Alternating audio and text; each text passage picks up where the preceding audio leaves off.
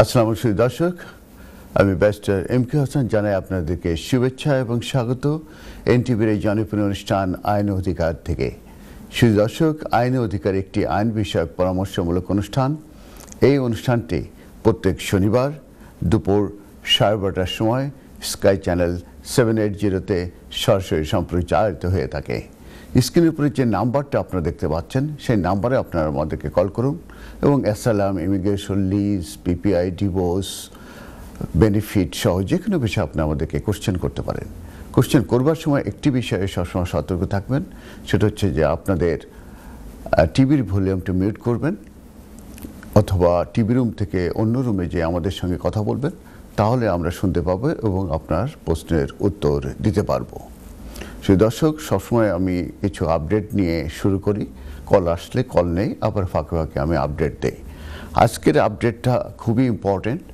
সেটা হচ্ছে যে হোম অফিস তারা লঞ্চিং করেছে consultation on major overall of settlement রুলসের উপরে, এবং আইলার কোয়ালিফাইং পিরিয়ড যেটা এই মুহূর্তে 5 ইয়ার্স আছে সেটা ডাবলিং হয়ে যাবে, দ্যাট মিনস 10 ইয়ার্স হবে, এবং অনেক ক্ষেত্রে 15 ইয়ার্স, অনেক ক্ষেত্রে 20 ইয়ার্স, অনেক ক্ষেত্রে 30 ইয়ার্স হবে। তো এই কনসালটেশন পেপারটা ওপেন হয়েছে আপনার 20th November 2025-এ, এবং এটা ওপেন থাকবে আনটিল 12th February 2025-এ রাত 12টা পর্যন্ত। প্রায় 3 উইকস, 12 উইকস, প্রায় 3 মান্থস এটা ওপেন থাকবে। তো হোম অফিস এই 20th November 2025-এ তারা এই লং অ্যাওয়েটেড কনসালটেশন এটা তারা ওপেন করেছে, এবং এটার প্ল্যান হচ্ছে যে ইন্ট্রোডিউস করা একটি আর্ন সেটেলমেন্ট মডেল, এবং এটি মাইগ্রান্টরা এটির আন্ডারে তাদেরকে ডেমনস্ট্রেট করতে হবে যে লং টার্ম কন্ট্রিবিউশন তারা করছে to the UK economy and সোসাইটিতে। তাদের যে পার্মানেন্ট স্ট্যাটাস এটা গ্রান্ট হওয়ার আগে, তার মানে আসার পর থেকেই তাদেরকে এদেশে ইকোনমি এবং সোসাইটিতে কন্ট্রিবিউশন করতে হবে লং টাইম ধরে, তারপরে তারা এই পার্মানেন্ট রেসিডেন্ট এটা তারা গ্রান্টেড হবে। আর standard qualifying period for indefinite leave to remain এটা ইনক্রিজ হবে from 5 years to 10 years. The government 60 পেজের একটি ডকুমেন্ট, সেটার নাম হচ্ছে ফেয়ারার pathway to settlement, a statement and accompanying consultation on earned settlement has been published, which can be downloaded on Home Office website. The Home Secretary Shabana Mahmood উনি বলছেন যে this documents এটা set out করা হয়েছে যে কিভাবে introduce করা হবে একটি নতুন মডেল অফ সেটেলমেন্ট যেটা আর্ন করতে হবে, এটা অটোমেটিক নয়।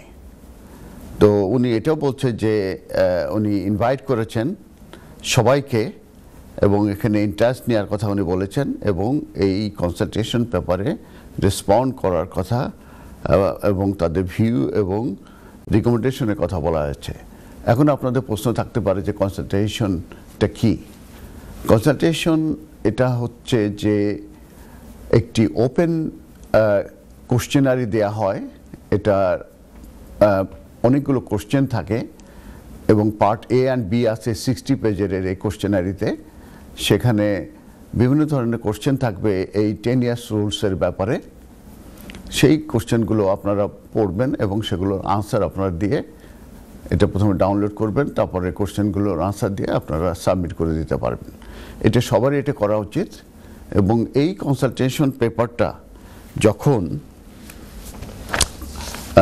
12th February পর্যন্ত এটা ওপেন থাকবে, তো এটা যখন আপনারা সবাই এটা করবেন, পার্টিসিপেট করবেন, আশা করছি পার্টিসিপেট করার পরে আপনারা তখন হোম অফিস থেকে যেটা করবে সেটা হচ্ছে যে তারা এটা যে রেসপন্সগুলো আছে এই কনসালটেশন সেগুলো সামারাইজ করবে, এবং সঙ্গে ইকোনমিক এবং ইকুইটি ইম্প্যাক্ট অ্যাসেসমেন্ট তার করবে। ইকুইটি এবং ইকুয়ালিটি ইম্প্যাক্ট অ্যাসেসমেন্ট তারা করবে এবং সেটা এপ্রিলে যে তারা ফেব্রুয়ারি পরে তারা এটা পাবলিশ করে তারপরে তারা ডিসিশন নেবে। এটার ইমপ্লিকেশন হবে হচ্ছে এপ্রিল মাসে।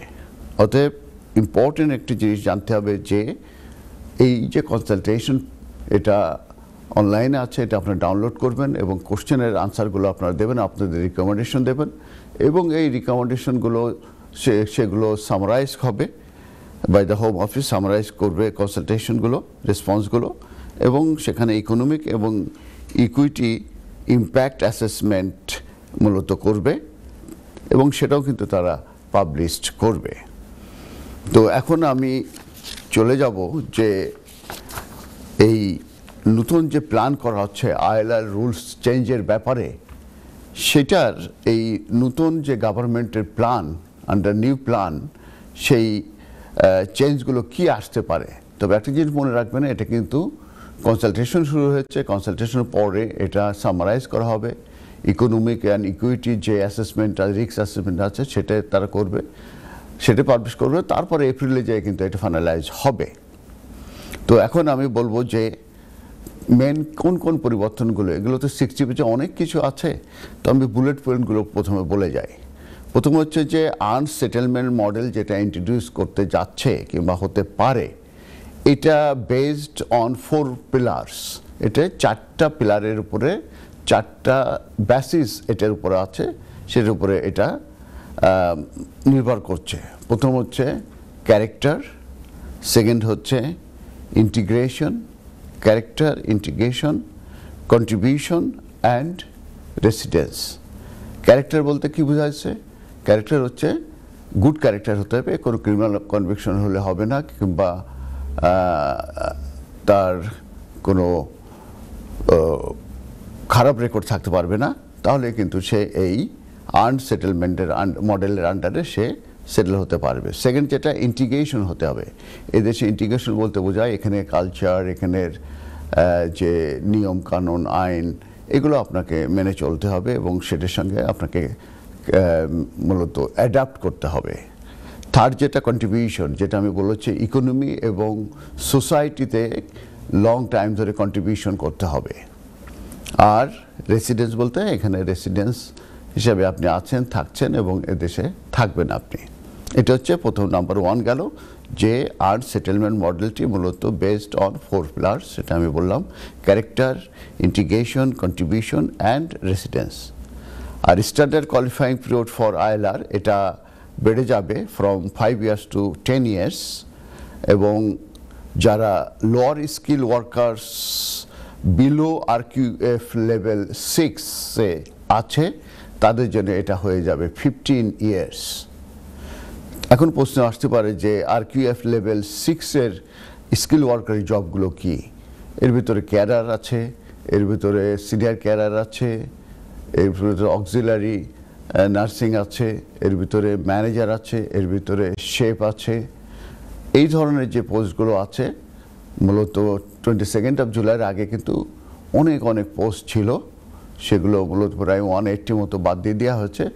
ওইগুলোতে যারা এসেছে তাদের কথায় বলা হচ্ছে যে বিলো 6 লেভেলের যে জবগুলো তাদেরকে 15 ইয়ার্স অপেক্ষা করতে হবে, করে তারপরে তারা আইএলআর পাবে।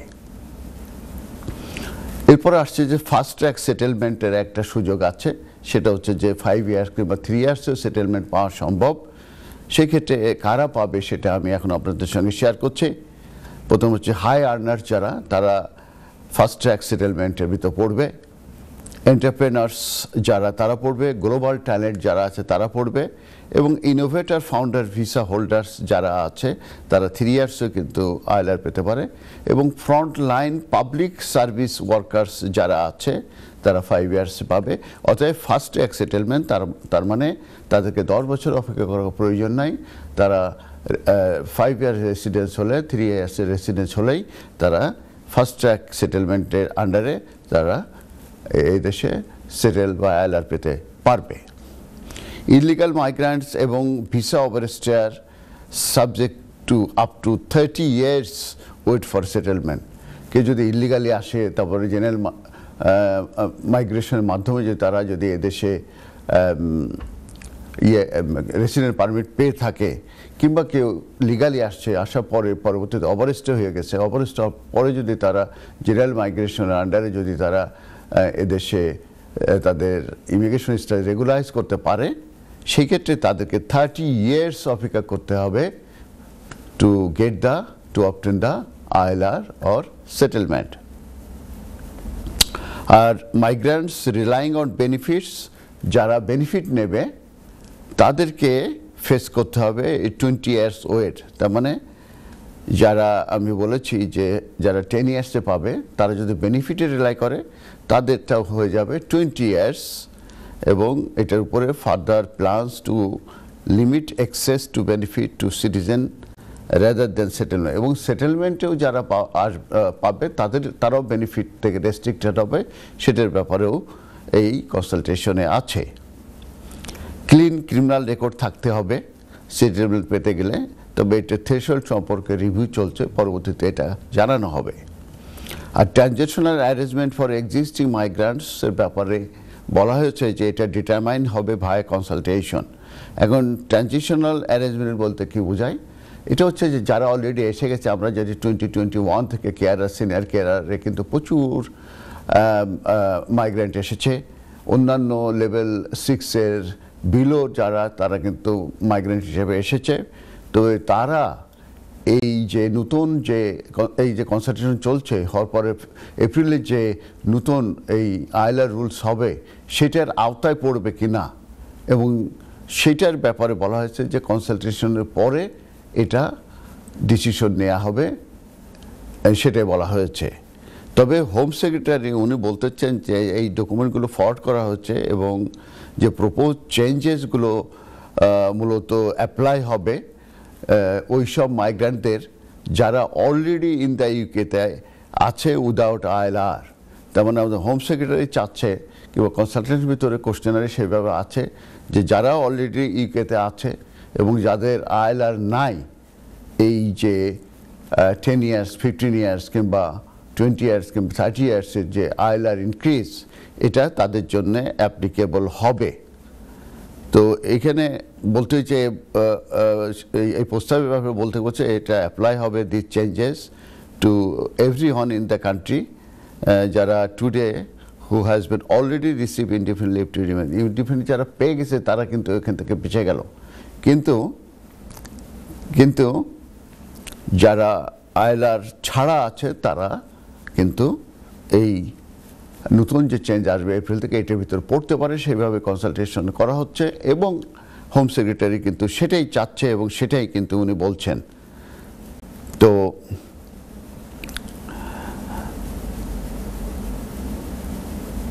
এবং এটা বলতে চাচ্ছে যে এই সেটেলমেন্টটা কিন্তু আর্ন করতে হবে, তার মানে কন্ট্রিবিউটারি হবে। এবং সেটা আমি আবার বলতে চাচ্ছি যে এটা ইকোনমিক্যাল কন্ট্রিবিউশন এবং সোসাইটিতে কন্ট্রিবিউশন করতে হবে। তো এটা অটোমেটিক নয়। এরপরে আমি যে বিষয়টি নিয়ে আলোচনা করব সেটা হচ্ছে যে কারা মূলত এই যে 5 ইয়ার্সের ভিতরে কারা পেতে পারে। কারণ আমি বলেছি যে এটা 10 ইয়ার্স হয়ে যাচ্ছে এবং আমি ফাস্ট ট্র্যাকের কথা বলেছি। তো সেখানে বলা হয়েছে যে যারা আউটসাইড কন্ট্রিবিউশন করবে টু দ্য ন্যাশনাল লাইফে, যেমন হাই ট্যালেন্ট যদি তারা হয়ে থাকে, হাই ট্যাক্স পেয়ার যদি তারা হয়ে থাকে, এবং যারা ওয়ার্ক করছে at a certain level of seniority in our public services, এবং যারা volunteered extensive in their local communities, তাদের ক্ষেত্রে আনসিটিজেনশিপের মেয়াদ কম হবে, যেটা 5 ইয়ার্স হতে পারে। আর আরেকটা জিনিস বলা হচ্ছে যে এই কনসালটেশনের ভিতরে যারা পড়ছে না, সেই ধরনের বলা হয়েছে যে unequally along attachment to this country, including the spouses, মানে কারা কারা এই কনসালটেশনের ভিতরে পড়ছে না এবং যে চেঞ্জ হবে এই চেঞ্জের ভিতরে তারা পড়ছে না, তারা কারা সেটা নিয়ে এখন আপনাদের সঙ্গে আমি একটু শেয়ার করব। কারণ কিছু কিছু ক্যাটাগরির আছে যারা এটার ভিতরে পড়বেন না। সেগুলোর ভিতরে যদি আমি বলতে চাই, প্রথমে আছে যে যারা ইউ সেটেলমেন্টে আছে তারা কিন্তু এই রিফর্মের ভিতরে নাই কিংবা এই চেঞ্জের ভিতরে নাই। কারণ তারা হচ্ছে 31 ডিসেম্বর 2020-তে যে উজ্জ্বল এগ্রিমেন্ট হয়েছে সেটার আন্ডারে কিন্তু ইউকের অব্লিগেশন রয়ে গেছে এবং ইউ সেটেলমেন্টে যারা এখন আছে তারা এটা আউট অফ স্কোপ হবে, এই কনসালটেশনের আউট অফ স্কোপ হবে এবং এটা রিফর্ম তাদের জন্য অ্যাপ্লিকেবল নয়। এবং যারা ওয়ান্ডার্স স্কিমে যারা সেটেল তাদের ক্ষেত্রেও এই বোথ দিস কনসালটেশন এবং এই রিফর্ম প্ল্যানের তারা বাইরে। ওয়ান্ডার্স যে স্কিম আছে সেটা। এরপরে যেটা আছে সেটা হচ্ছে যে যেসব ইন্ডিভিজুয়ালরা অলরেডি সেটেল স্ট্যাটাসে আছে তারাও কিন্তু এই রিফর্মের বাইরে, যেহেতু তারা অলরেডি পেয়ে গেছে, অতএব তারা এই কনসালটেশনের ভিতরে নয়।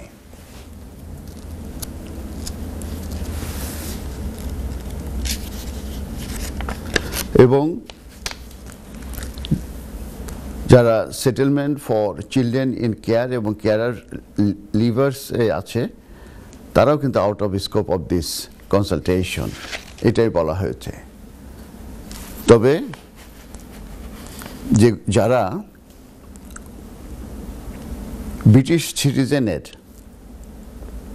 স্পাউস এবং চিলড্রেন তাদের ক্ষেত্রে কিন্তু এই পরিবর্তনটা কিংবা এই কনসালটেশনটা কিন্তু অ্যাপ্লিকেবল না। তার মানে ব্রিটিশ সিটিজেনের ওয়াইফরা তারা কিন্তু 5 ইয়ার্সে তারা সেটেলমেন্ট পাবে এবং তাদের চিলড্রেনরা কিন্তু 5 ইয়ার্সে সেটেলমেন্ট পাবে, এটাই বলা হয়েছে।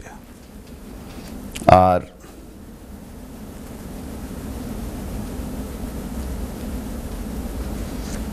আরেকটা জিনিস আমি আলাদা করে বলে দিচ্ছি, সেটা হচ্ছে যে যারা এই কনসালটেশন আরেকটা জিনিস বলা হয়েছে সেটা হচ্ছে যে বেসলাইন আমরা জানি যে কোয়ালিফাইং পিরিয়ড ফর সেটেলমেন্ট এটা 10 ইয়ার্স, যেটা কনসালটেশন বিতে বলা হয়েছে। তো এটা ইনক্রিজ হবে 5 ইয়ার্স থেকে 10 ইয়ার্স হবে। আর increasing the qualifying period for settlement এটা 15 ইয়ার্সও হবে স্কিল ওয়ার্কার রুটে, যারা আরকিউএফ level 6 equivalent to A bachelor degree এর নিচে হবে তাদের জন্য কিন্তু এটা বেড়ে 15 ইয়ার্সে চলে যাবে। এবং no request to public fund condition দেওয়া হবে যারা সেটেলমেন্টে থাকবে। আমরা জানি সেটেলমেন্ট মিনস তারা এই যেসব বেনিফিট আছে সেগুলোতে এক্সেস আছে এবং তারা কিন্তু সেটা এক্সেস আছে। কিন্তু এই কনসালটেশনের পরে এপ্রিলে এটা যারা সেটেলমেন্টে থাকবে তাদেরকেও বেনিফিট না দেওয়ার জন্য এই কনসালটেশনে কিন্তু আছে। তো একমাত্র ব্রিটিশ সিটিজেন ইউ সেটেলমেন্ট স্কিমে যারা আছে, ওয়ান্ডার্স যারা স্কিমে আছে এবং ব্রিটিশ সিটিজেনের চিলড্রেন এবং ওয়াইফ, মূলত এই যে আইএলআর এর রুলস যেটা চেঞ্জ হচ্ছে সেই চেঞ্জের ভিতরে তারা পড়বে না। সেই দর্শক, আমি ব্যারিস্টার এম.কে হাসান, আমি প্রিন্সিপাল এম.কে হাসান সলিসিটার্স। আমার রয়েছে দীর্ঘ 32 ইয়ার্সের experience in Bangladesh and UK এবং আমি অ্যাজ এ প্রিন্সিপাল হিসাবে কাজ করছি আমার ওন প্র্যাকটিস, যেটার নাম হচ্ছে এম.কে হাসান সলিসিটার্স। এটা লাস্ট 14 ইয়ার্স এবং আমার অফিস হচ্ছে হোয়াইট চ্যাপেলে, নিউ রোডে। তো আপনারা কল করুন, স্ক্রিন উপর যে নাম্বার আছে সেই নাম্বারে, এবং আপনাদের টিভির ভলিউমটা মিউট করে রাখবেন, তাহলে আমরা শুনতে পাবো এবং আপনার প্রশ্নগুলোর উত্তর দিতে পারবো। তো আমি কনসালটেশনের কথা বলছিলাম যে আইলার যে রুলস এটা মেজর ওভারহল হতে যাচ্ছে, সেটেলমেন্ট যেটাকে বলা হয়, এবং এটার জন্য কনসালটেশন লঞ্চিং করা হয়েছে এবং সেই কনসালটেশনটা কিন্তু already on on on home office ওয়েবসাইটে আছে এবং এটা 60 পেজের। আপনারা এটা ডাউনলোড করবেন এবং ওখানে কিন্তু গাইডেন্স দেওয়া আছে, সেগুলো আপনারা ভালো করে পড়বেন, পড়ে এটা কিন্তু আপনারা পার্টিসিপেশন করবেন। কারণ এই যে আপনারা এই কনসালটেশনগুলো পার্টিসিপেশন করার পরে এইগুলো কিন্তু অ্যাসেসমেন্ট হবে, এগুলোর পরে কনসালটেশন অ্যাসেসমেন্ট হবে, তারপরে ইকোনমিক এবং ইকুইটি যে টেস্ট আছে, ইকুয়ালিটি টেস্ট আছে, সেটার উপরে অ্যাসেসমেন্ট হবে, তারপরে এটা পাবলিশড হবে, তারপরে এপ্রিল মাসে এটা মূলত কার্যকরী হওয়ার সম্ভাবনা রয়েছে। বলে দিচ্ছে যে এপ্রিল থেকে এটা কার্যকরী হবে। তবে আমি যে সব পরিবর্তনের কথা বলছি এটা কিন্তু প্রস্তাব এবং এটি কিন্তু কনসালটেশনে বলা হয়েছে এবং হোম সেক্রেটারি তা যে পরিবর্তনগুলো আনতে চাচ্ছেন উনি সেইভাবে বলছেন, আমি ওনার কথার উদ্ধৃতি দিয়ে বলছি এবং এটা কনসালটেশনের পরে যে কিন্তু আমি যেটা বলেছি ইকোনমিক অ্যান্ড ইকুয়ালিটি যে অ্যাসেসমেন্ট আছে এটা করার পরে তারপরে পাবলিশড হবে, তারপরে এপ্রিল মাসে এটা কিন্তু ইমপ্লিকেশনের ডেট দেবে। এবং সেক্ষেত্রে আরেকটা জিনিস আপনারা জানবেন যে যারা অলরেডি এসে গেছে তাদের প্রতি কার্যকরী হবে কি না, এটা কিন্তু এই যে কনসালটেশন আছে এইটার উপরে ডিটারমিনেশন হবে। অতএব কনসালটেশন হওয়া পর্যন্ত কিন্তু আপনাদেরকে অপেক্ষা করতে হবে। আপনারা হতাশ হবেন না কিংবা এ নিয়ে বেশি চিন্তা করবেন না। তবে আপনাদের এই মুহূর্তে যেটা করণীয় সেটা হচ্ছে যে কনসালটেশন যেটা এই মুহূর্তে অনলাইনে আছে, ইন্টারনেটে আছে, হোম অফিসের ওয়েব পেজে আছে, সেখানে আপনারা যান, ডাউনলোড করুন এবং আপনারা প্রশ্নগুলো উত্তর দেবেন এবং আপনার এই যে রিকমেন্ডেশন কিংবা আপনাদের যে কমেন্টস কিংবা আপনাদের যে আনসার এটা কিন্তু ভেরি ভেরি ইম্পর্টেন্ট এবং এইগুলোকে কিন্তু তাদেরকে অ্যাসেস করতে হবে এবং এইগুলোর কিন্তু মূল্যায়ন করতে হবে। অতএব আপনারা এই কনসালটেশনের রেসপন্স কিন্তু আপনারা দেওয়ার চেষ্টা করবেন। এবার আমি বলবো যে আর্লি কারা এই সেটেলমেন্ট পেতে পারে, কারণ আমি তো বলছি যে কারোর 10 ইয়ার্স হতে পারে, কারো 15 ইয়ার্স হতে পারে এবং কারো 20 ইয়ার্স এবং কারো কিন্তু 30 ইয়ার্স পর্যন্ত অপেক্ষা করতে হতে পারে এই আইএলআর কিংবা সেটেলমেন্ট পাওয়ার জন্যে। এবং আরেকটা জিনিস বলা হচ্ছে যে সেটেলমেন্টের জন্য যে রিকোয়েস্ট টু পাবলিক ফান্ডের যে কন্ডিশনটা, রেস্ট্রিকশনটা যেটা থাকে না, সেই রেস্ট্রিকশন দেওয়ার একটা চিন্তাভাবনা করা হয়েছে। তো এটা মূলত আর্ন সেটেলমেন্ট, তার মানে আপনি ইকোনমিক এবং সোসাইটিকে কি কন্ট্রিবিউশন করছেন লং টাইম ধরে, সেটা কিন্তু তারা অ্যাসেসমেন্ট করবে এবং সেটার উপর বেসিস করেই কিন্তু আপনাদেরকে আইএলআর দেবে। এবং কেউ যদি কোনো এনআই কন্ট্রিবিউশন না করে, ইকোনমিক কন্ট্রিবিউশন না করে, তাহলে কিন্তু তাদের কিন্তু আইএলআরে কিন্তু ডিলে হবে।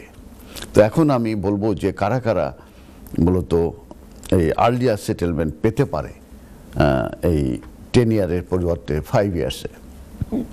তো সেই ক্ষেত্রে যেটা বলা হচ্ছে যে আর্লিয়ার সেটেলমেন্ট এটাও অ্যাভেলেবেল আছে যারা আউটসাইড কন্ট্রিবিউশন করবে টু আওয়ার ন্যাশনাল লাইফে এবং হাই ট্যালেন্ট যারা, হাই ট্যাক্স পেয়ার যারা এবং যারা certain level of seniority public service যারা করছে এবং volunteer extensively in their local community, তারাই কিন্তু এটা পারবে। আর আমি যেটা বলেছি যে যাদের unequally strong attachment to the country আছে, ইনক্লুডিং স্পাউসেস, আমি যেটা বলেছি স্পাউস হবে ব্রিটিশ সিটিজেন সেটেল পার্সন, তাদের কথা বলা আছে। অ্যান্ড ডিপেন্ডেন্ট যারা আছে ব্রিটিশ সিটিজেনের যারা ডিপেন্ডেন্ট আছে তাদের কথা বলা হচ্ছে, তাদের স্পাউসের কথা বলা হচ্ছে। British national overseas BNQs from Hong Kong, তাদের কথা বলা হচ্ছে যে তারা আর্লি সেটেলমেন্ট পাবে, সেটা হচ্ছে 5 ইয়ার্স। আর যারা কল আছে, হ্যালো কলার, আসসালামু আলাইকুম। ওয়ালাইকুম আসসালাম। কলার কেমন আছেন? আলহামদুলিল্লাহ, আপনি কেমন আছেন? আলহামদুলিল্লাহ, ঠান্ডায় তো জমে যাচ্ছি, খুবই ঠান্ডা পড়েছে। আপনাদের ওখানে ঠান্ডা কেমন ভাইয়া? ঠান্ডা, প্রচুর ঠান্ডা। কোথা থেকে বলছেন আপনি? আমি বলছি সোয়ানসি থেকে। সোয়ানসি? জি ও মাই গড, সেটা তো অনেক দূর। সোয়ানসি ইউনিভার্সিটি আছে না? জি জি জি। ও, তাহলে তো আপনাদের ওখানে আরো ঠান্ডা। আমাদের এখানে বোধহয় 8 দেখলাম, বোধহয় 8 টাইম মনে হচ্ছে যে ঠান্ডা বোধহয় একেবারে মাইনাস, বুঝছেন? তো বলেন কি সাহায্য করতে পারি ভাইয়াকে, বলেন। আপনি একটু হেল্প করেন, আমার যে ইমিগ্রেশন ডাটাবেসটা আনা যাবে কি? হ্যাঁ অবশ্যই, এটা তো মানে মিল্ক অ্যান্ড রাইস, মানে দুধ ভাতের মতো আনা যাবে, কোনো ব্যাপারই না আপনার ডেটা। সিটিজেনশিপ লাগে ট্রাই করতাম আসছিলাম, এর জন্য আমি দেখতাম আসছিলাম আমার কোনো প্রবলেম আছে ইমিগ্রেশন, দ্যাটস ওয়াই। হ্যাঁ, এটা খুবই ভালো আপনি আইডিয়া করেছেন। আমার মনে হয় যে আপনি এটা করতে পারবেন। ঠিক আছে, এটা সারু বলা হয়ে থাকে। তো আপনার যেটা করতে হবে, আপনার কপি পাসপোর্ট লাগবে, আপনার প্রুফ অফ অ্যাড্রেস লাগবে, হ্যাঁ এগুলো, এবং আপনার সার্টিফিকেট, পাসপোর্টটা একজন সলিসিটার মাধ্যমে অ্যাটেস্টেশন করতে হবে। তাহলে স্যার আমি আপনার কাছে আসি? হ্যাঁ, আমার কাছে আসলে আমি করে দিতে পারবো। এটা হোম অফিসে কোনো ফিস নাই, আমরা একটা লামসাম একটা চার্জ করে দিই। তবে 40 ডেজ লাগে, সেই ধৈর্যটা আপনাকে নিতে হবে, কিংবা একটু আমাদেরকে সময় দিতে হবে আর কি। আমরা সময় দেবো ইনশাআল্লাহ। আমরা অ্যাপ্লিকেশন করে দিলে ওটা চলে আসবে, এবং আপনি যত ডকুমেন্ট আছে আপনার। জি জি বলেন। আপনার এখানে অ্যাপয়েন্টমেন্ট বানিয়ে আমি চলে আসছি ইনশাআল্লাহ। ইনশাল্লাহ আসেন, কোনো অসুবিধা নেই, আমরা আপনাকে হেল্প করব। বিকজ আমার এডুকেশন স্টোরিটা দেখতে পাচ্ছি, আর আপনি ন্যাশনালাইজেশন অ্যাপ্লাই করতে যদি প্রবলেম হয় তাহলে আপনি অ্যাডভাইস করেন। অবশ্যই অবশ্যই ভাই। বিকজ আপনি সবগুলো খুলে কেয়ারফুলি বলেন। আমি যেটা চেষ্টা করি যে অনেস্ট অ্যাডভাইস দেওয়ার চেষ্টা করি। আপনাদেরটা শুনে আমি বলি যে আপনাদের হবে কি হবে না। যেরকম ধরেন আপনার এই ন্যাচারালাইজেশন ব্রিটিশ সিটিজেনের জন্য আপনার খরচ হবে 1735 পাউন্ড অ্যাপ্লিকেশন প্রসেসিং ফিস। এরপরে আবার বায়োমেট্রিকের জন্য লাগবে, আবার লয়ার ধরলে তার জন্য কিছু পয়সা লাগবে। এতগুলো পয়সা আপনি খরচ করবেন। আমি প্রথমে দেখি সব ঠিক আছে কিনা, যদি দেখি যে না এটা উইনিংয়ের সম্ভাবনা আছে, সাকসেস, তখনই আমি বলি যে ভাই আপনি পয়সাটা খরচ করেন। আর যদি দেখি যে না সম্ভব হবে না, তখন আমি বলি যে ভাই পয়সা খরচ করলে কিন্তু এই চান্স আছে, কিংবা এই ডকুমেন্টগুলো নাই, এইগুলো আনলে হয়তো চান্স আছে। এইভাবে আমি অনেস্টলি অ্যাডভাইস দিই, কারণ আল্লাহ একজন দেখছেন আমার যে পয়সাটা, এটা তো আমার হালাল করে খেতে হবে, ঠিক না ভাইয়া? আচ্ছা ঠিক আছে, থ্যাংক ইউ, থ্যাংক ইউ। তো ঠান্ডাতে সাবধান থাকেন, এই আর কি। ধন্যবাদ আপনার কলের জন্য ভাইয়া। যদি কলার থাকে কল নেব, তা নাহলে আমি আমার ডিসকাশন। তো আমি আবার চলে যাচ্ছি ইসে, কি বলে এই, ও কলার আছে। হ্যালো কলার, আসসালামু আলাইকুম। ওয়ালাইকুম সালাম ওয়া রাহমাতুল্লাহি ওয়া বারাকাতুহু। জি কেমন আছেন? আমি একটা জিনিস জানতে চাই আপনার কাছ থেকে প্লিজ। জি আমার এই যে 20 বছরের আগে একটা কেস করতাম। জি জি। তো আমি প্রথম 5 বছরের কোনো ডকুমেন্ট রাখতে পারছি না। এখন আমি শুনছি আপনারা একটা প্রোগ্রাম থেকে যে যদি কারোর সাথে কাম করে থাকি বা কোনো কারো থাকিয়া থাকি, তাহলে তাদের কাছ থেকে লেটার আনলে তবে। এখন তারা 2006 আমি আইছিলাম, এখন তো অনেক দিন লং টাইম হয়ে গেছে কি তারা এখন আমার আমি যে হাম করছি তারা কোনো স্লিপ এগুলা আমার ছিল না, বা তারা দিছই না আমার এগুলা দিবার মতন কোনো কাগজ ছিল না। জি জি। তো এখন আমি কি করতে পারি, মানে লেটারটা কিভাবে প্রমাণ করবো যে আমারে আমি তারা এখানে হাম করছিলাম বা থাকছিলাম? আমাকে দয়া করে যদি একটু বলেন প্লিজ। আমি জানি রিসেন্টলি একটা ম্যাটার করেছি। আনফর্চুনেটলি আমার ক্লায়েন্ট, উনি, আমি নাম বলছি না কনফিউশনের কারণে, উনি কথা বলতে পারতেন না। তো আছে এখানে, থাকছে এখানে, কিন্তু কোনো ডকুমেন্ট ছিল না। তো অ্যাপিলে দিয়ে দিয়েছিল, তো অ্যাপিলে গেছিলাম। তো জাজটা খুব ভালো ছিল। তো পরে বলছিল যে যদি সাক্ষী থাকে নিয়ে আসতে, তাহলে তখন আমি ওনার যার বাসায় থাকতো, তারপর আসার পর থেকে যার কাছে ছিল, তারপরে যত আত্মীয় স্বজন কিংবা বন্ধুবান্ধব তাদের দিয়ে চিঠি লিখে তারা কিন্তু কোর্টে গেছিল। যাওয়ার পরে কোর্ট এটা কিন্তু অ্যালাউ হয়ে গেছে। আর রিসেন্টলি এই যে গতকালকে আমি একটা ইয়ে করেছি, অ্যালাউ হয়েছে, তার 1 বছরের ডকুমেন্ট ছিল না। সেটাও আমাদেরকে চিন্তাভাবনা করে বুদ্ধি করে সেটা কভার করতে পেরেছি, এবং আমরা পাঠানোর সঙ্গে সঙ্গেই নেক্সট ডেতেই অ্যাপ্লিকেশন সাকসেস হয়েছে। তো এখন আপনার জন্য যেটা আমি দেখতে পাচ্ছি যে 6 বছর যদি আপনার অফিসিয়াল ডকুমেন্ট না থাকে, এটি কেন নাই এটা এক্সপ্লেনেশন দিতে হবে। নাম্বার 1, অফিসিয়াল ডকুমেন্ট কেন নাই। যে আপনি জিপিতে অ্যাটাচ হতে পারেন নাই, কিংবা আপনি কাজে পারমিশন ছিল পে স্লিপ দেয় নাই, আপনি ট্যাক্স দিতে পারেন নাই, এনআই নাম্বার নাই।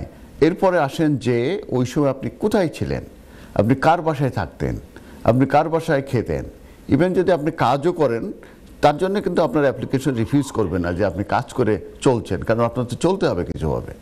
তো যে কারণে আপনি কোথাও কাজ করলে সেগুলো তার কাছ থেকে আপনি ইয়ে করতে পারবেন, যে চিঠি আনতে পারবেন। কোনো আত্মীয় থাকলে, কোনো বন্ধু থাকলে, কিংবা আপনি কোনো মসজিদে নামাজ পড়তেন শুক্রবারে, আপনি কোথাও আপনি ভলেন্টারি কাজ করতেন, কোনো মসজিদে আপনি ক্লিন করতেন, কিংবা আপনি কোনো কোনো ফ্যামিলিকে হেল্প করতেন। এইভাবে কিন্তু প্রত্যেকটা ওই লোকদের কাছ থেকে আপনার চিঠি নিয়ে আসতে হবে, সেভাবে লিখতে হবে, তাদের কপি পাসপোর্ট, তাদের প্রুফ অফ অ্যাড্রেস এগুলো দিতে হবে, এবং একটা ভালো ভালো কাভার লেটার কিন্তু আপনার আনতে হবে। যদি আনেন এইভাবে কিন্তু আপনার এটা কাভার দেওয়া সম্ভব। এরকম গ্যাপ থাকলেই যে হবে না তা না, যদি আগে পাশের ডকুমেন্ট থাকে, ওই সময় নেই কেন এটা এক্সপ্লেনেশন, এবং ওইভাবে আপনি কোথায় ছিলেন, কোন অ্যাড্রেসে ছিলেন, কিভাবে ছিলেন, এইভাবে যদি আপনি নিয়ে আসেন তাহলে কিন্তু হোম অফিস এটা কনসিডারেশনে নিতে পারে এবং আপনার এটা সাকসেস হতে পারে।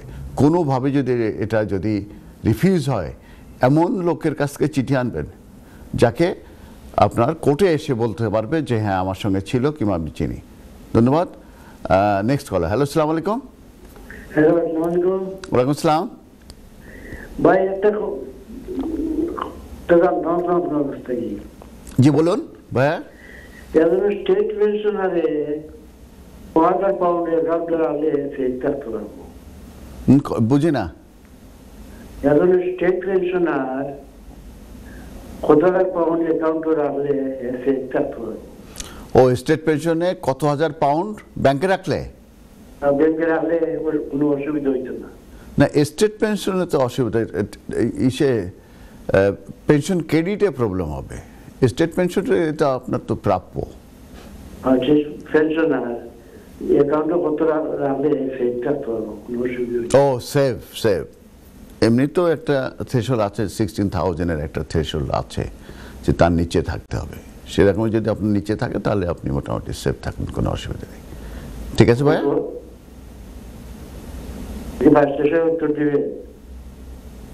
জি, আমি তো বলছি, শুনতে পাচ্ছেন? ক্লিয়ার বোঝা যাইতেছে না। তাহলে বোধহয় লাইনে একটু সমস্যা আছে বোধহয়, সরি। শুনতে পান? বলছি যে 16,000 আপনার কি পরিমাণ? অনেক মানি আপনার, আপনি রিচ ম্যান। 16,000-এর নিচে রেখেন, ঠিক আছে? 16,000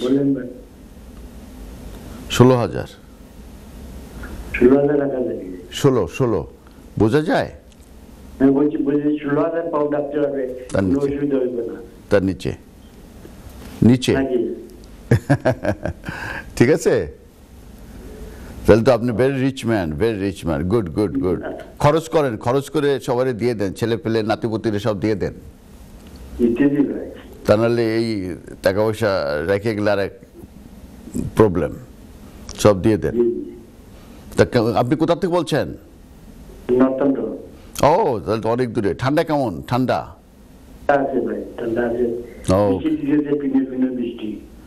ও বৃষ্টি হচ্ছে না? হ্যাঁ, কি অবস্থা, বৃষ্টি ঠান্ডা দুইটা হলেই তো বিপদ, কি বলেন?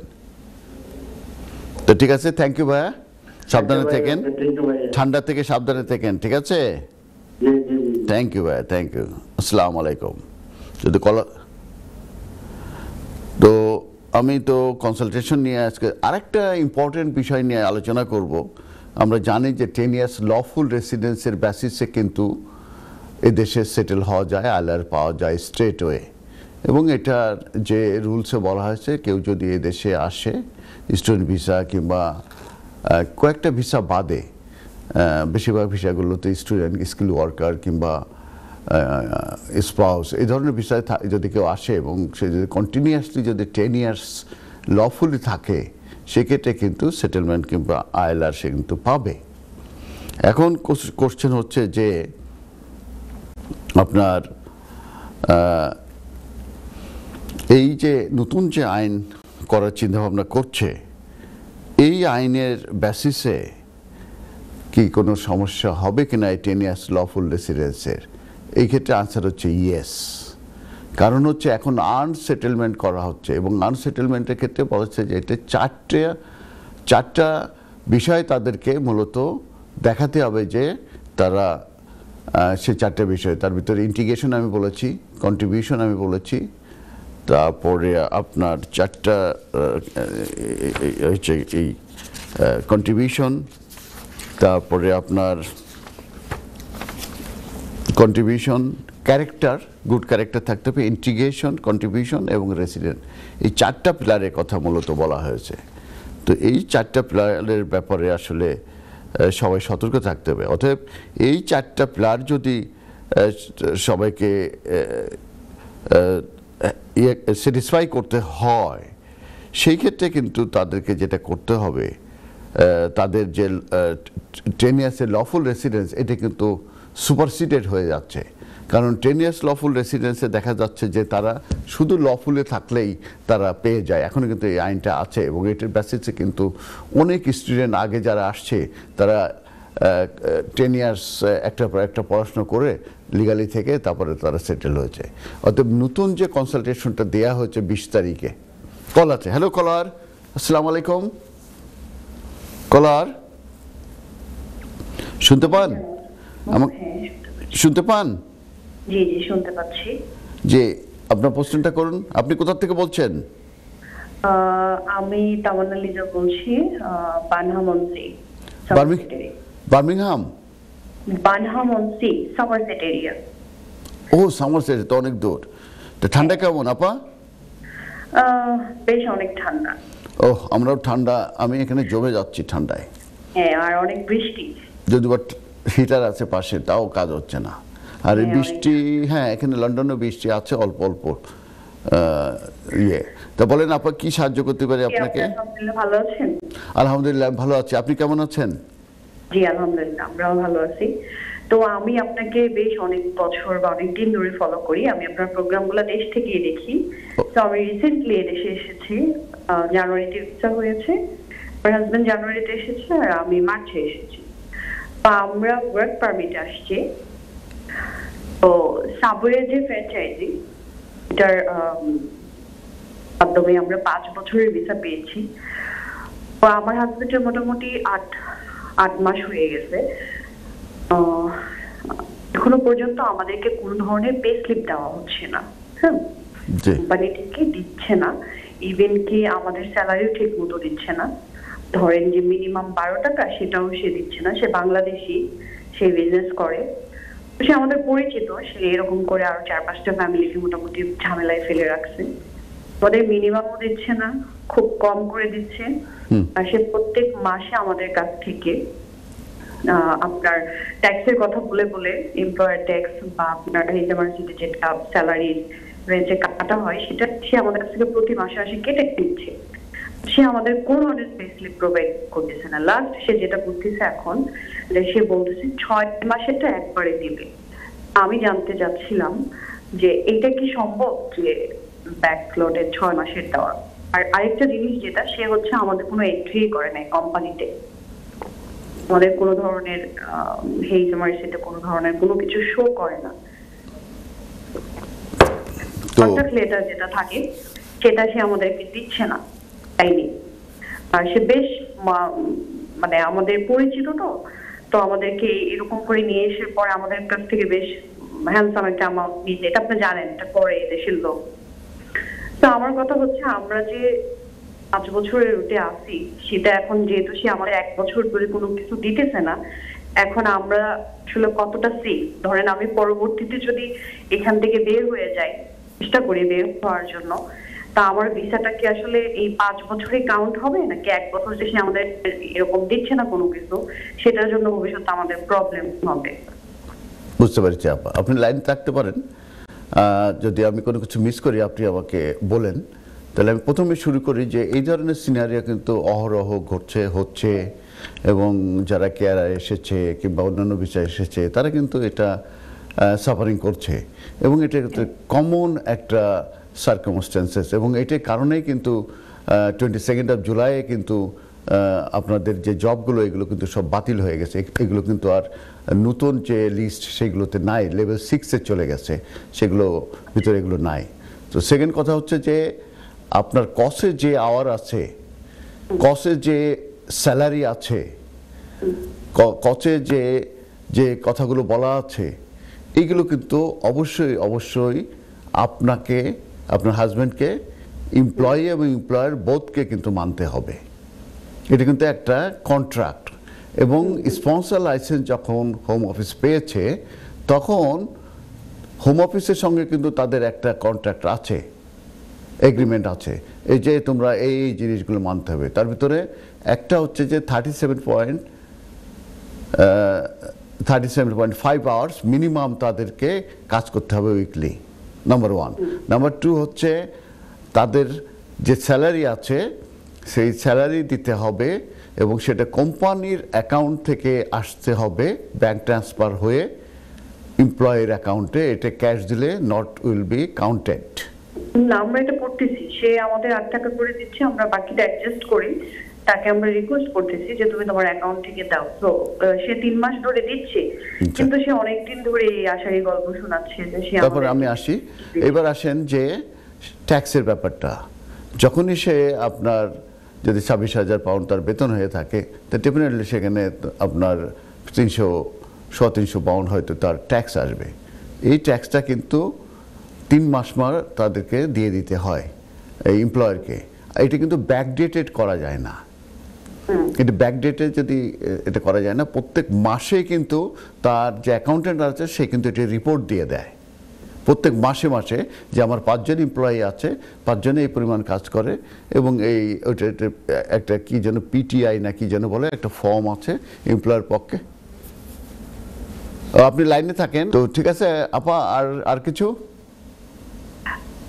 না, ধন্যবাদ তথ্য দেওয়ার জন্য। যা, গুড লাক আপা। এখন ধৈর্য ধরা ছাড়া কোনো উপায় নাই।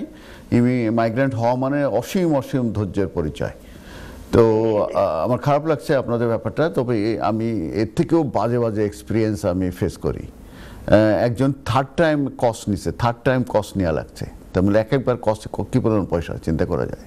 থার্ড টাইম কস্ট নিয়ে সার্ভাইভ করছে, 6 years লেটার দিয়ে দিয়েছিল এরকমের আমাদের এক বাঙালি। সেকেন্ড জবে, আর প্রথম জবটা ছিল নাইজেরিয়ান। সেই ভয়াবহ কাহিনী। তো এগুলো অনেক এক্সপিরিয়েন্স আমার আছে, কারণ লোকজন আসে, এসে অ্যাডভাইস নেয়, খারাপ লাগে তাদের জন্য, এই আর কি। আর দোয়া করি তারা যেন এখান থেকে ওভারকাম করে। Thank you for your call, ভালো থাকবেন। নেক্সট কলার যদি থাকে তাহলে আমি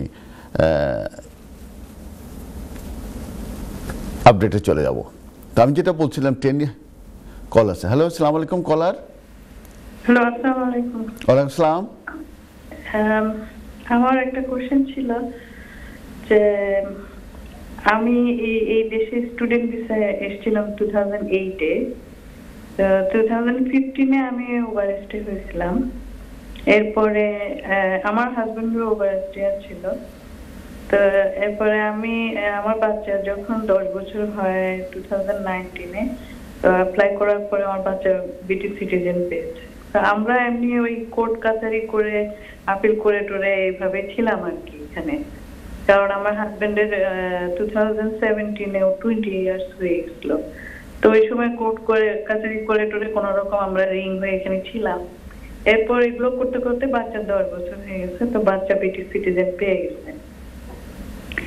এখন আমরা হচ্ছে গিয়ে বাচ্চার কারণে আমাদের ফ্যামিলি রুট ভিসা আমাদেরকে দিচ্ছে। তো থার্ড টাইম আমরা এই সেপ্টেম্বরে অ্যাপ্লাই করেছি, থার্ড টাইম। তো আমার কোশ্চেন হচ্ছে যে বাচ্চার বয়স হচ্ছে এখন 16, তাহলে বাচ্চা যখন 18 হবে, তারা যখন আমাদেরকে পেপার দেয়, পেপারের মধ্যে লিখে দেয় যে আমরা বাচ্চার ওয়েলফেয়ারের কারণে তোমাদেরকে দিচ্ছি, থাকতে দিচ্ছি, এটাই বুঝাতে চায় ওরা। তো বাচ্চার 18 হলে তারা কি আমাদেরকে চলে যেতে বলবে? বা এ ধরনের কিছু হবে কিনা, বা আমরা আইএলআর এর জন্য পরবর্তীতে আমরা যখন 4th টাইম অ্যাপ্লাই করব এরপরে আইএলআর অ্যাপ্লাই করতে পারবো কিনা, বা 4th টাইমে আমাদেরকে রিফিউজ করবে কিনা। আমার হাজবেন্ডের এখন 25 ইয়ার্স অলরেডি হয়ে গেছে, সে রেগুলার জব করে ফুল টাইম। আর আমার কোশ্চেন হচ্ছে, আমি জব যেহেতু স্টুডেন্ট ছিলাম, রেগুলার স্টুডেন্ট, আমি কোনো জব পারমিশন পাই নাই এই দেশে, সো আমি জবও করতে পারি নাই। ভবিষ্যতে আপনি আইএলআর এর অপশন বললেন যে ট্যাক্স পে করতে হয়, এই দেশে এনআইতে কন্ট্রিবিউশন থাকতে হয়, আমার তো এগুলো কিছুই নাই, আমার ফিউচার কি হবে? আগে আপনার প্রশ্নের উত্তর বলি যে যে এই মুহূর্তে যে যে আইনটা আছে সেটার বেসিসে আপনার প্রশ্নের উত্তরটা দিই। সেটা হচ্ছে আপনি যখন এক্সটেনশনে যান কিংবা আপনি যখন আইএলআর-এর জন্য যাবেন, এবং তখন যদি আপনার বাচ্চা যদি 18 ওভার হয়ে যায় এবং ওই বাচ্চা যদি আপনাদের উপরে ডিপেন্ডেন্ট থাকে, সে যদি ইন্ডিপেন্ডেন্ট লাইফ যদি না থাকে, ইন্ডিপেন্ডেন্ট লাইফ বলতে কি বোঝায়? সে চাকরি করে না। ইন্ডিপেন্ডেন্ট লাইফ বলতে কি বোঝায়? সে আলাদা থাকে না। এই দুটা জিনিস নাই এবং আপনাদের সঙ্গে থাকে, দ্যাট ইজ কল ইন্ডিপেন্ডেন্ট। তার সে ইন্ডিপেন্ডেন্টলি লাইফ এনজয় করছে না, সে আপনাদের ডিপেন্ডেন্ট হিসাবে আছে। 18 হলেও আপনাদের ডিপেন্ডেন্ট। যতক্ষণ পর্যন্ত সে আপনাদের ডিপেন্ডেন্ট আছে, তার বেসিসে আপনার এক্সটেনশন কিংবা আইএলআর পাবেন। বুঝাতে পেরেছি আপা? জি জি জি। অতএব তাকে চাকরিতে দিয়েন না, তাহলে বিপদে পড়ে যাবেন। কিংবা তাকে বাসা থেকে চলে যেতে বলেন না, কিংবা বাসা অন্য বাসায় যেন না থাকে। এই হচ্ছে এই দুইটা জিনিস আপনারা মেনটেন করলে আপনার এক্সটেনশন বলেন আইএলআর বলেন এটা হয়ে যাবে। এই এখনকার আইনের এখন কনসালটেশনের ব্যাপারে আমি অনেক অনেক কথা বলছি, সে প্রথম থেকে সে বলেই যাচ্ছে, আপনারা ভয় পাচ্ছেন, কারো ঘুম হারাম হয়ে যাচ্ছে, কারো ব্লাড প্রেশার হাই হয়ে যাচ্ছে। এগুলো কিছু করার দরকার নেই। এটা কনসালটেশন, দ্যাট মিনস এটা অনলাইনে একটি কোশ্চেনারি ছাড়া আছে, এ অ্যান্ড বি, অনেকগুলো কোশ্চেন আনসার আছে। আপনারা ওইগুলোতে যান, যে ওইগুলো আপনার রিকমেন্ডেশন, আপনাদের আনসারগুলো দেন। ওখানে লেখেন যে আমরা 5 ইয়ার্সই চাই, 10 ইয়ার্স চাই না, আইএলআর-এ যে নো রিকোয়েস্ট টু পাবলিক থাকবে না, এটা চাই না। এইভাবে আপনাদের পার্টিসিপেট করতে হবে সবাইকে, আমাদের কমিউনিটির সবাইকে এইভাবে পার্টিসিপেট করে লিখতে হবে। কারণ হচ্ছে যে এইটা যখন শেষ হবে 12 ফেব্রুয়ারিতে, তখন কিন্তু এটার ওরা অ্যাসেসমেন্টটা ওরা করবে যে কি আনসার কি কেমন আসছে। তারপরে ওরা ইকুয়ালিটি এবং ইকোনমিক অ্যাসেসমেন্ট করবে, যে এটা করলে ইকোনমিক্যালি কি ক্ষতি হবে, কি ভালো হবে। আবার ইকুয়ালিটি যেটা সমতা, সাম্যর, এই দুটা করে ওরা এটা পাবলিশ করবে। তারপরে এপ্রিলে যে এটা ইমপ্লিকেশন হবে। অর্থাৎ এখন যেটা আছে কনসালটেশন, এটা মেয়ার প্রপোজাল, এটা এক ধরনের প্রপোজাল দিয়ে আপনাদের কাছে মতামত চাচ্ছে। আর হোম সেক্রেটারি শাবানা মাহমুদ যেটা বলছে, উনি গভর্নমেন্টের পক্ষ থেকে বলছে যে এটা আমরা প্রস্তাব করছি, এইভাবে হলে তাহলে নেট মাইগ্রেশন কমবে, বেনিফিটের উপরে চাপ কমবে, সোশ্যাল হাউজিংয়ের উপরে চাপ কমবে। এইভাবে দিয়ে তারা একটা প্ল্যানিং করেছে যে আমরা এইভাবে দেশটা চালাতে চাই, এইভাবে আমরা বেনিফিট সিস্টেমটাকে এইভাবে কন্ট্রোলে আনতে চাই। এখন এটা 12 ফেব্রুয়ারি শেষ হবে, এপ্রিলে যে এটা ডিক্লেয়ার হবে, সেই পর্যন্ত আসলে আমাদের কিছু করার নাই। আবার এপ্রিলে যে ডিসিশন হবে, সেটার পরে যেটা করা যায় সেটাকে চ্যালেঞ্জ করা যায় কোর্টে। এছাড়া ব্লাড প্রেশার হাই করে, রাত্রে না ঘুমায়ে, না খেয়ে, এগুলো কোনো কিছুতে কাজ হবে না। শুধু আল্লাহর উপর ভরসা রাখেন, ঠিক আছে? সবার যা হবে আপনাদেরও তাই হবে, তখন দেখা যাবে। তবে ওই যেটা বলছিলাম যে এখানে কিন্তু 3 বছরের কাজ করতে হবে, ট্যাক্স দিতে হবে, কন্ট্রিবিউটরি আর্ন সিটিজেনশিপ আর্ন সেটার মধ্যে কী বোঝাচ্ছে? এখানে অটোমেটিক না, এটা আর্ন করতে হবে। আমি এদেশে স্টুডেন্ট হিসাবে আসছি, এসে পড়াশোনা করছি, করে আমি একটার পর একটা পড়াশোনা করে তারপরে সেটেল হয়েছি, তারপরে আবার পড়াশোনা করছি, এই ডিগ্রি ওই ডিগ্রি, তারপরে এখানে আমি আসছি, আর্ন করছি আমি। এটা দিস ইজ কল আর্ন। কারণ এসে এই আইএলআর হয়ে গেলে বেনিফিটে চলে গেলে হবে না, আইএলআর হয়ে গেলে এই সব কাজটাজ বন্ধ করে দিলে হবে না। এইটাই ওরা চাচ্ছে না, কারণ ইকোনমিক্যালি যে পরিমাণ মানুষ ইনঅ্যাক্টিভ, আর এই দেশে তো আসলে কোনো রিসোর্স নাই। যাই হোক আছে, মানে ওই রকমের রিসোর্স নাই, সব কিছু কিন্তু বাইরের থেকে এনে চলে। আর ইকোনমিক্যালি ইনঅ্যাক্টিভ প্রচুর ইয়াং ছেলেমেয়েরা, এবং আমাদের যারা কমিউনিটি আছে তারাও ল্যাঙ্গুয়েজ ব্যারিয়ারের কারণে হোক কিংবা যে কোনো কারণে তাদেরকেও এটা নিতে হয়। তা আসলে এই জিনিসটাই তারা মানে ট্যাকেল দেওয়ার চেষ্টা করছে, যে বেনিফিট, ইকোনমিক্যালি অ্যাক্টিভ করা, নেট মাইগ্রেশন কমানো, এইভাবে তাদের দেশ তারা এইভাবে চিন্তা ভাবনা করছে।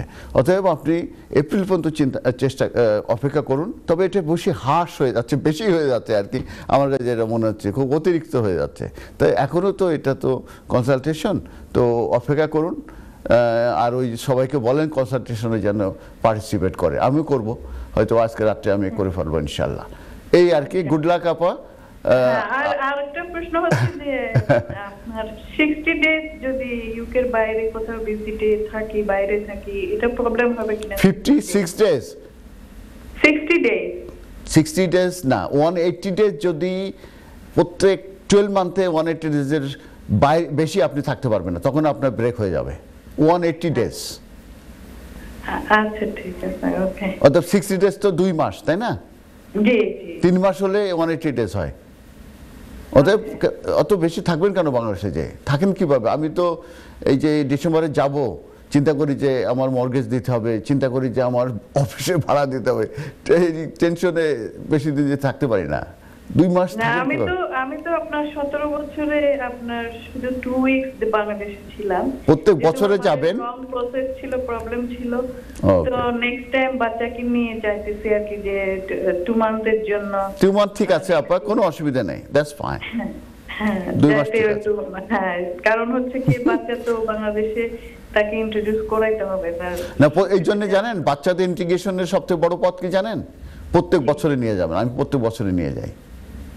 ওই বাংলাও শিখে যাবে, ওখানকার কাজিনদের সঙ্গে ইয়ে করলে ওদের ওই ইন্টিগ্রেশন হবে, ওখানকার সব কিছু বুঝবে এবং অনেক অনেক ইমপ্রুভ করবে। ওই 15 বছর 20 বছর পরে নিলে হবে না, প্রত্যেক বছরে আপনার নিতে হবে। But expensive, very expensive.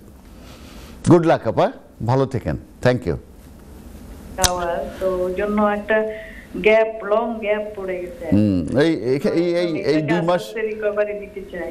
এই 2 মাসে রিকভারি হয় না। প্রত্যেক বছরে আমার এক ছেলে কোনো বাংলাই বলতো না, সে ওখানে যে নিজে এই শব্দের কি নিজে নিজে করে সে এখন ভালো বাংলা শিখে গেছে। না, আমার ছেলে আবার শুদ্ধ বাংলা বলে। ও very good, very good. Continuously Bengali বলি বাসায়, কোনো ইংলিশ বলি না। Very good. তাহলে ও 2 মাসে কাজ হবে। ইভেন সে হার্ড বাংলাও এখন বুঝে। কারণ আমি তাকে আবার ইংলিশে ট্রান্সলেট করে বলি, সে আমার প্রত্যেকটা সেন্টেন্স বুঝে, আমি কি নেগেটিভ বলতেছি না পজিটিভ বলতেছি, প্রত্যেকটা ওয়ার্ডের সাইন সে বুঝে ফেলে যে আমি কি তাকে বুঝাতে চাচ্ছি। জি, থ্যাংক ইউ আপা। তাহলে আমি একটু আপডেটে চলে যাই। ওকে, তো যেটা আমি বলছিলাম যে আর্লি সেটেলমেন্ট কার পাবে সেটা আমি বলেছি। আর কেয়ার ওয়ার্কার এবং সিনিয়র কেয়ার ওয়ার্কারদের ব্যাপারে বলি, এবং বিলো 6 যে লেভেলের জবগুলো আছে স্কিল ওয়ার্কারের আগে ছিল, 22 জুলাইতে প্রায় 170 মতো ওই জবগুলোকে বাদ দিয়ে দেওয়া হয়েছে। ওইগুলো আর এখন স্কিল ওয়ার্কারের নাই, কারণ 22 জুলাইয়ের পরে লেভেল 6-এর উপরের জবগুলোতেই মূলত ইয়ে করা যাবে, মাইগ্রেন্টদেরকে আনা যাবে। আর 2টা লিস্ট করেছে, ছোট ছোট 2টা লিস্ট, একটা হচ্ছে শর্টেজ অকুপেশনাল লিস্ট, আর একটা হচ্ছে আরেকটা ইমিগ্রেশন আরেকটা লিস্ট আছে। এই 2টা লিস্ট শর্ট কিছু, যেগুলো বিলো লেভেল 6। তো এই বিলো লেভেল 6 যারা আছে তাদের ব্যাপারে যেটা বলা হচ্ছে যে এই বিশেষ করে হেলথ এবং কেয়ার ভিসায় দেখা গেছে যে বিটুইন 6,000 আর 40,000 জবে দেখা যাচ্ছে যে টোটাল এদের ডিপেন্ডেন্ট সবাই মিলে আসছে 616,000 ইন্ডিভিজুয়ালস ফ্রম 2022 থেকে 2024 পরে, মানে 2 বছরে 616,000 মতো এসেছে এই হেলথ এবং কেয়ার ভিসায়। তো এবং অনেকেই তারা কাজ পাচ্ছে না, অনেকে কাজ পায়নি, এরকম নানান ধরনের সমস্যায় তারা আছে, এবং তাদেরকে বলা হচ্ছে যে লো স্কিল এবং লো ওয়েজেস মাইগ্রেন্ট হিসাবে তাদেরকে ধরা হচ্ছে, যারা এই হেলথ অ্যান্ড কেয়ার ভিসায় এসেছে। এবং তাদের যেহেতু লো ওয়েজেস এবং তারা যে নন ওয়ার্কিং ডিপেন্ডেন্ট তারা আনছে এবং চিলড্রেন আসছে, এবং এর কারণে দেখা যাচ্ছে যে সিগনিফিক্যান্ট যে ফিসক্যাল কস্ট এটা ইনকার্ড হয়েছে, মানে এই 616,000 যে 2 বছরে যে স্কিল ওয়ার্কার কেয়ারার এই হেলথ অ্যান্ড কেয়ারার ভিসা যারা আসছে ডিপেন্ডেন্ট সহ, তো তাদের উপরে যারা নন ওয়ার্কিং ডিপেন্ডেন্ট যারা যেটা তাদের উপরে কিন্তু প্রচুর কস্ট এই গভর্নমেন্টকে কিন্তু নিতে হয়েছে। তো যে কারণে তারা মনে করছে এটা রাইট হবে এইটা অ্যাপ্লাই করা, যে এই গ্রুপটাকে কন্ট্রোল করা এবং তাদের সেটেলমেন্ট হওয়ার আগেই তাদেরকে কন্ট্রোল করা, এবং সেই কারণেই তারা এই রুলসটা চেঞ্জ করতে যাচ্ছে। এবং তারা বলছে they will usually qualify for benefit payment, মানে আইলার হয়ে গেলে তারা তো বেনিফিট পাবে, এবং কাউন্সিলে তারা সোশ্যাল হাউজিংয়ের জন্য তারা অ্যাপ্লাই করতে পারবে 5 ইয়ার্স পরেই তারা পাচ্ছে। তো যে কারণে majority of this group arriving from 2020 onward this currently set to, তারা 27-এর পরে কিন্তু তারা সবাই আইলার পেয়ে যাচ্ছে। তো যে কারণে তাদের এই যারা লো যে আছে কিংবা যারা এই যে হেলথ অ্যান্ড কেয়ার ভিসা সহ, হেলথ অ্যান্ড কেয়ার ভিসা না, এখানে যারা রেস্টুরেন্টে যারা ম্যানেজার হিসাবে আসছে তারাও কিন্তু লেভেল 3-র জব, মানে লেভেল 6-এর হোলের ভিতরে যারা আসছে, যারা শেফ হিসাবে আসছে, পেস্ট্রি শেফ হিসাবে আসছে, তারপরে এই যে কিছু কম্পিউটারের যেগুলো ডিজাইনার, তারপরে ওয়েব ডিজাইনার, তারপরে এরকমের কিছু কিছু আছে, এগুলো কিন্তু সব কিন্তু লো লেভেলের। এদেরকে যেহেতু লো স্কিল এবং লো ওয়েজেস মাইগ্রেন্ট বলা হচ্ছে, অতএব এই গ্রুপকে কন্ট্রোল করা যাতে করে এরা আইলার না পায়, সেই জন্য এদের ক্ষেত্রে 15 ইয়ার্স করা হচ্ছে, যে এরা 15 ইয়ার্স পরে আইলার পাবে। এটা ভেরি হার্শ, যে 5 ইয়ার্স থেকে 15 ইয়ার্স, এটা ভেরি হার্শ। এটা আমি আসলে পছন্দ করি না, কিংবা ওরা যতই এক্সকিউজ দেখা হঠাৎ করে, এবং এটা বলা হচ্ছে এটা মানে মডার্ন এই কান্ট্রিগুলোতে কিংবা এই মডার্ন হিস্ট্রিতে এটা একটা এক্সেপশনাল চেঞ্জ আনার তারা চেষ্টা করছে। অতএব যারা কেয়ারার হিসাবে হেলথ অ্যান্ড কেয়ারার ভিসায় যারা আছেন, তারা বিলো লেভেল 6-এ যারা স্কুল ওয়ার্কার আছেন, তাদের জন্য এটা খুবই একটা খারাপ জিনিস হবে, যেটা কনসালটেশনে বলা হয়েছে যে তারা 15 ইয়ার্স পরে যে এই গ্রুপটা সেটেলমেন্ট পাবে, এবং সেটেলমেন্টেও কিন্তু তারা কিন্তু no request to public fund করার জন্য কনসালটেশনে দিয়েছে। এবং আমি বারবার বলছি, কল আছে। হ্যালো কলার, আসসালামু আলাইকুম। হ্যালো, আসসালামু আলাইকুম। ওয়ালাইকুম আসসালাম। জি ভাই, আমি একটা কথা জিজ্ঞাসা করছি। জি প্লিজ বলুন। আমার ছেলে 18 প্লাস, জি, তাই ইউনিভার্সিটি লেখাপড়া করেন, তার যে ওয়েস্টার কার্ড আছে, ওয়েস্টার কার্ড মারিয়া তাই ইউজ করেন বাস ও ট্রেন। এখন ওই 2 সপ্তাহ ধরে হঠাৎ দেখা যায় এখন একটা লক হয়ে গেছে। আমি কইলাম যে তুমি TFL এর লগে যোগাযোগ করো, তাই 2 দিনও ফোন করছেন, তারা হয়তো কথা ঠিক আছে, কিতা প্রবলেম হয়েছে তো আমরা কইতাম পারি না। এখন এটা কিতা হইলে ওইটা কিতা হয়েছে আপনার তো এটা ল সম্পর্কে জানা আছে। আমরা 2 দিনও ফোন করলাম, তার যদি করাইলাম, তারা হয় ঠিক আছে, হয়তো রেভিনিউ কিছু করতে পারে, আমরা নাম্বার জানি না, আমার নাম্বার দেওয়া আমি যোগাযোগ করবো, হও তুমি হয় না, আমরা জানি না কিছু, আমরা কিছু করার নাই। এটা কিতা করার যায় এই ক্ষেত্রে আপনারা ড্যামেজ, আমার মনে হয় ড্যামেজ হয়েছে, আপনি ড্যামেজ হিসাবে কমপ্লেন দিয়ে নতুন একটা কার্ড নিয়ে আসেন, 10 পাউন্ড ওরা চার্জ করে।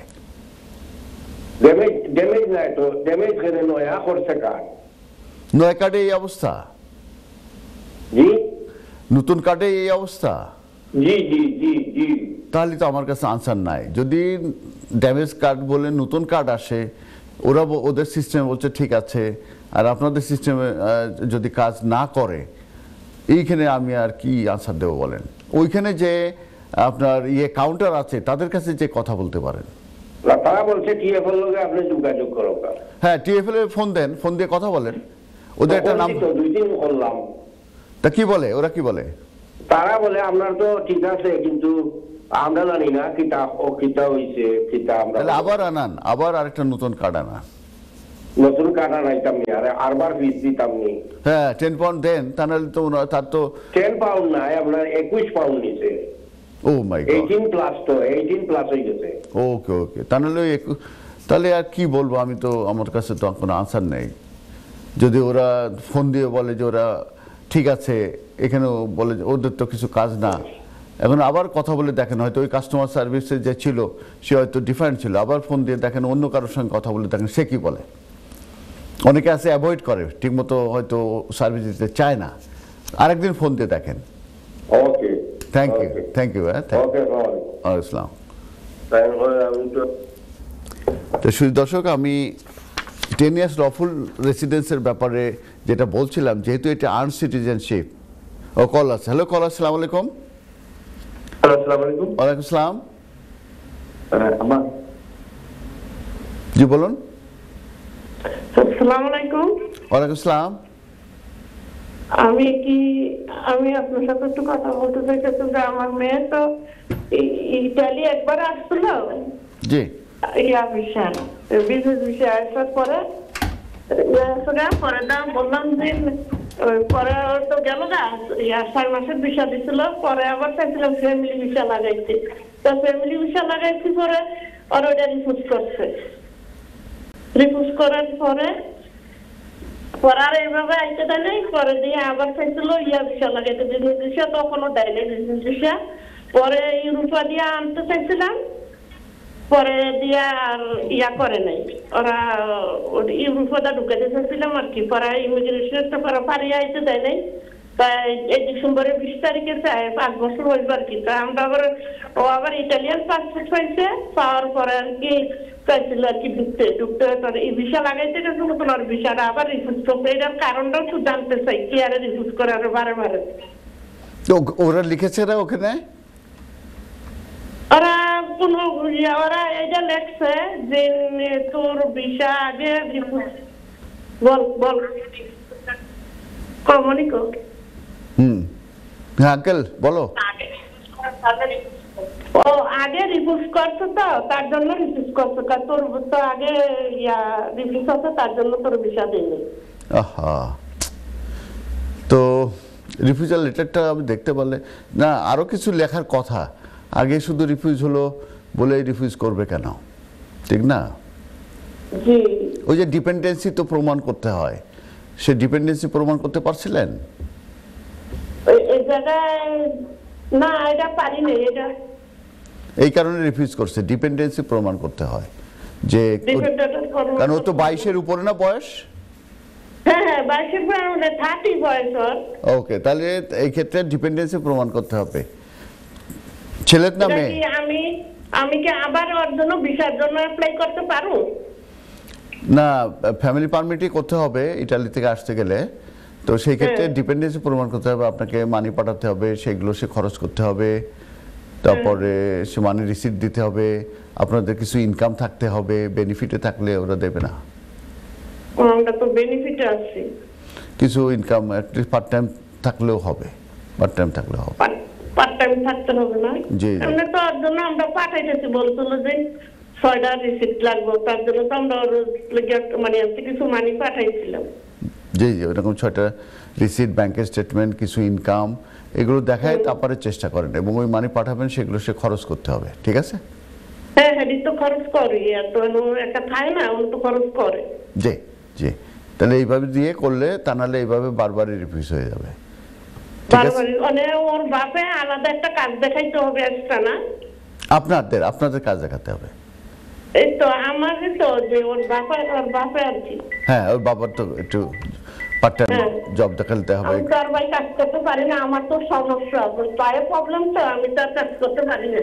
ওহা, সরি আপা। জি জি, ঠিক আছে, তাহলে পার্ট টাইম জব দেখায়, ঠিক আছে? আচ্ছা, পার্ট টাইম দেখাইতে তাইলে। জি জি জি, থ্যাংক ইউ আপা, ধন্যবাদ আপনার এটার জন্য, জানার জন্য। ওকে, থ্যাংক ইউ আপা, থ্যাংক ইউ, ভালো থাকবেন। জি, তো আমি যেটা বলছিলাম, লো স্কিল এবং লো এজের যে মাইগ্রেন্টগুলো, তারা তো আসলে হেলথ অ্যান্ড কেয়ার ভিসায় আসছে। তো শুধু দর্শক, আমাদের অনুষ্ঠান একেবারে শেষে চলে এসেছি। ঠান্ডাও পড়ে গেছে, ঠান্ডার ব্যাপারে আপনারা কেয়ারফুল থাকবেন। আপনার প্যারাসিটামল কিংবা বিভিন্ন ধরনের ল্যাম্পচিপ কিংবা অন্য কিছু আছে সেগুলো ঘরে রাখবেন, আপনাদের নিজেদের যত্ন রাখবেন। সেই দর্শক, আমাদের অনুষ্ঠান একেবারে শেষে চলে এসেছে। আজকে আমাদেরকে সহযোগিতা করলেন আমাদের সিনিয়র প্রডিউসার মশিউর রহমান মশিউর, এবং আমি আপনাদের সঙ্গে ছিলাম ব্যারিস্টার এম কে হাসান, যার রয়েছে 32 ইয়ার্সের এক্সপিরিয়েন্স ইন বাংলাদেশ অ্যান্ড ইউকেতে। তো সেই দর্শক, আবারও দেখা হবে ইনশাল্লাহ সামনে। আপনারা ভালো থাকবেন, সুস্থ থাকবেন। আল্লাহ হাফেজ, আসসালামু আলাইকুম।